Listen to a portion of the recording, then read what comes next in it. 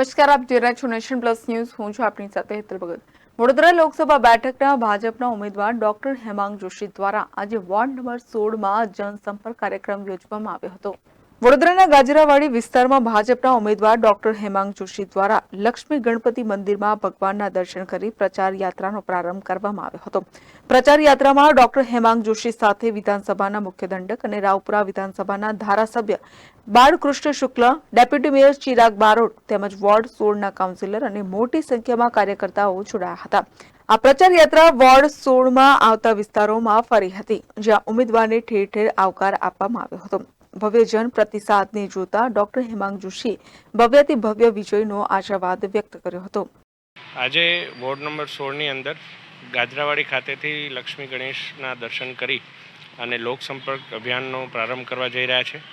સાથે રાવપુરા વિધાનસભાના લોકપ્રિય ધારાસભ્ય અને વિધાનસભાના મુખ્ય દંડક આદરણીય શ્રી બાળકૃષ્ણ શુક્લજી, આપણા વોર્ડ નંબર 16ના સર્વે કાઉન્સિલરશ્રીઓ, નગર પ્રાથમિક શિક્ષણ સમિતિના અધ્યક્ષ શ્રી મિનેશભાઈ પંડ્યાજી અને સર્વે વોર્ડ નંબર 16ના કાર્યકર્તાઓ, વિવિધ મોરચાના કાર્યકર્તાઓ સાથે મળી અને મોટી સંખ્યામાં લોકો વચ્ચે જઈ અને વિકસિત ભારતના સંકલ્પનો પ્રચાર કરીશું. અને જે પ્રકારે અમને પ્રતિસાદ મળી રહ્યો છે, અમને વિશ્વાસ છે કે વડોદરાની અંદર ખૂબ જ જંગી બહુમતીથી ફરીથી ભારતીય જનતા પાર્ટીનો લોકસભાની અંદર જંગી વિજય થશે.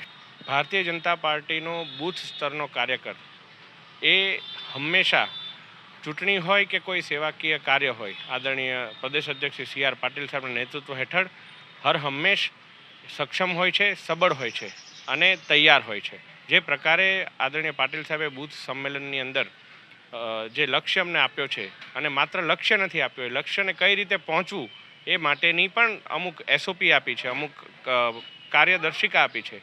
તો એને અનુસરીશું અને એ પ્રકારે 10 લાખ સુધી પહોંચવાનો અમે પ્રયત્ન કરીશું. Bureau report, Nation Plus News, Vadodara.